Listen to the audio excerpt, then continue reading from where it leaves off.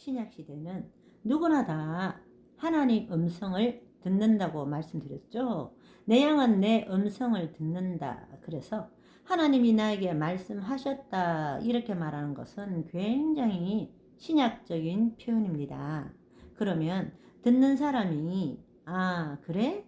하나님이 그렇게 말씀하셨어? 그래도 나도 성령을 받았고 나도 하나님의 음성을 듣는 사람이니까 하시면서 그것을 분별하셔야 됩니다.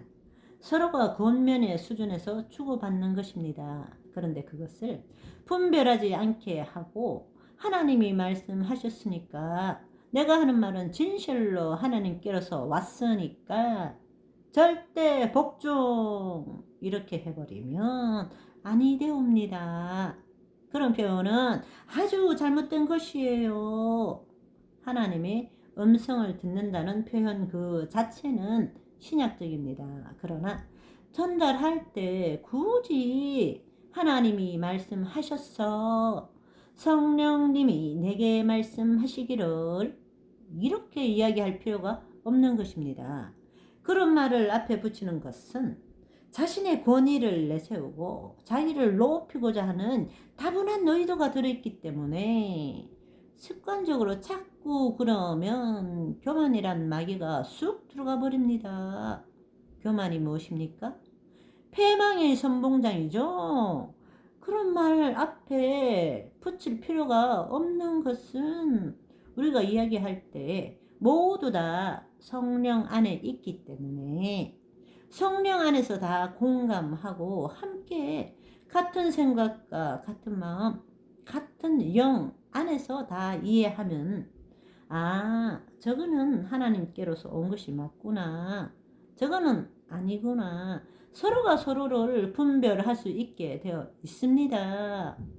하나님스럽지 않는 것, 사랑이 아니고 미움, 시기, 질투에서 나온 그런 것을 가지고 남을 비방하고 판단하고 증오하고 정죄하는 이야기를 들었을 때 저것은 자기 자신에게서 나왔구나를 아시고 잘 분별해야지 무조건 따르면 안 되는 것입니다. 우리 주변에도 있죠. 무리 지어 다니며 똑같은 말을 마치 복사한 것처럼 퍼뜨리고 남의 블로그에 댓글을 달고 자기들끼리 깔깔거리는 것 하나님으로부터 나온 것이 아닌 것입니다. 그러면 우리가 하나님의 음성을 들을 때에 얼마만큼 뭔가 다른 것이 섞일 수 있을까? 변형될 수 있을까? 변질될 수 있을까? 이것을 한번 살펴보겠는데요. 비유를 한번 해볼게요. 하나님의 음성을 만약에 물감이 타진 색깔 있는 물방울이라고 생각하면 밑에 이제 한지 같은 물이 잘 퍼지는 그런 것을 한번 생각해 보십시오. 자, 하나님의 음성이 원액으로 딱 떨어집니다. 그러면 조금 시간이 지나면 쫙 퍼지겠죠. 그런데 그 종이의 어떤 질감이나 형성되어 있는 그런 모양새에 따라서 물방울의 모양이 퍼지는 모양이 조금씩 다르고 속도도 차이가 있을 것입니다. 각 사람의 타고난 성품, 기질, 성정, 살아온 환경, 신앙의 유무, 깊이와 넓이에 따라서 그런 미세한 차이가 있는 것이죠. 자, 그렇게 물감이 전체로 퍼져나갔다. 이렇게 볼 수 있겠습니다. 자, 다시 설명할게요. 물방울이 떨어집니다. 그런데 이 물방울이 두 가지가 될 수 있습니다.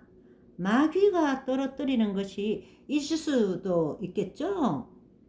지금 물방울이 말씀, 한지, 종이 같은 이것이 각 개인으로 비유를 했습니다.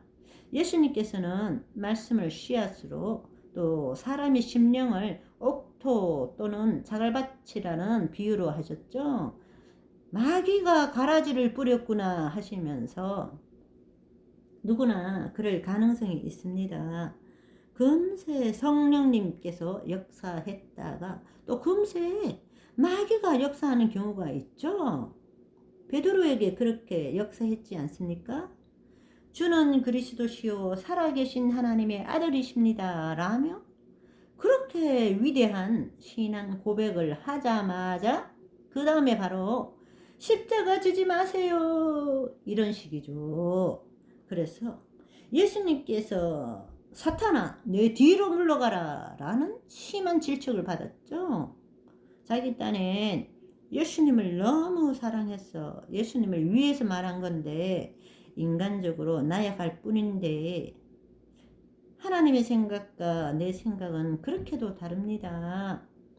이런 식으로 오는데 대개는 첫 번째가 맞다라고 이야기하십니다. 왜 첫 번째가 맞느냐 하면 속도의 차이에 있습니다. 영은 바로 나 자신이죠. 성령께서 직접 영으로 주시면 그것이 가장 빠릅니다. 그런데 마귀는 우리의 생각이라는 어떤 기관을 통해서 뭔가를 줘야 되기 때문에 속도가 느릴 수밖에 없는 거죠.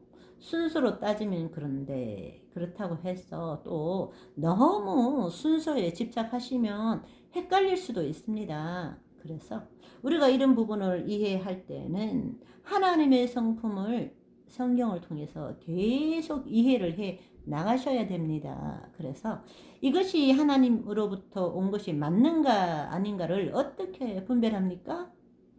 성경의 하나님을 우리가 알면 알수록 내게 지금 말씀하시는 이 음성이 또는 이 감동이 하나님으로부터 온 것인가 아닌가를 분별하는 것이 훨씬 더 쉬워지는 거죠. 쉬운 예로 문 밖에서 누군가가 이야기를 합니다. 그럴 때 그 사람이 내가 아는 목소리면 금방 우리가 받아들일 수 있겠죠? 그런데 모르는 사람의 음성이면은 누군지 자세히 살펴봐야 되겠죠? 그러니까 하나님이 가지고 계신 어떤 분위기, 성품에서 나오는 그 어떤 그런 거룩함과 그런 것이 있습니다. 그래서 하나님을 잘못 이해하고 오해하고 혹은 트라우마가 있는 사람들이나 왜곡된 그런 상을 가지고 있는 분들은 잘못된 음성을 들을 가능성이 항상 많이 존재하고 있는 거죠. 마귀의 소리를 들을 가능성이 도사리고 있다는 것입니다. 그래서 내적 치유나 이런 것이 상당히 중요한 이유가 그런 것을 통해서 하나님을 올바로 이해하고 또 하나님이 어떤 분이신 줄 알았을 때 그 하나님스러운 느낌이 있습니다. 그러니까 하나님스럽다 이렇게 이야기할 수 있겠죠. 성경의 하나님스러운 그것을 음성과 동시에 우리가 느낄 수 있기 때문에 그런 것을 분별하는 것이 훨씬 더 쉬워진다 이렇게 볼 수 있겠죠. 그래서 이런 것들이 더 내공이 이렇게 쌓여가서 계속 하나님 음성을 듣는 것에 내공이 쌓여가면 분별하는 것이 더 쉬워지겠죠.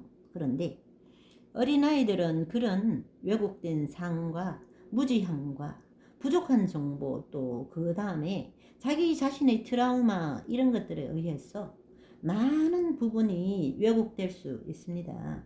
그런데 어린아이 수준의 사람들은 이런 부분에 대해 이야기를 듣게 되면 아주 노발대발합니다. 겸손히 잘 받아들이면 장성할 수가 있는데 그 말에 동의를 하지 않고 반발을 하게 되면 그럴듯하게 속살거리는 마귀의 밥이 되는 거죠. 그리고는 자신은 하나님의 일꾼이다 그러죠.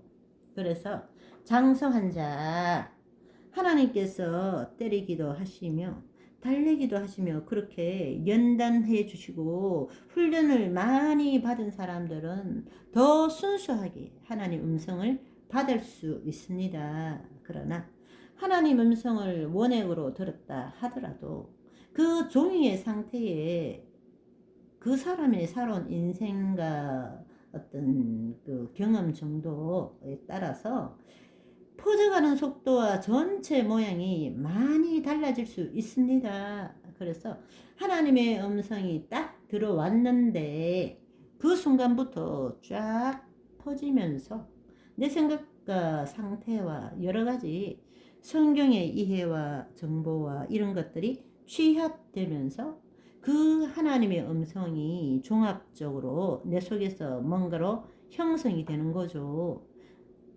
그것이 순수하게 하나님의 음성이다, 이렇게 말할 수는 없습니다. 절대로. 오늘은 여기까지 하고 고린도전서 14장 36절에서 40절 말씀을 읽어드리며 방송을 마무리하도록 하겠습니다. 하나님의 말씀이 너희로부터 난 것이냐? 또는 너희에게만 임한 것이냐? 만일 누구든지 자기를 선지자나 혹은 신령한 자로 생각하거든 내가 너희에게 편지하는 이 글이 주의 명령인 줄 알라. 만일 누구든지 알지 못하면 그는 알지 못한 자니라. 그런즉 내 형제들아, 예언하기를 사모하며 방언 말하기를 금하지 말라. 모든 것을 품위 있게 하고 질서 있게 하라.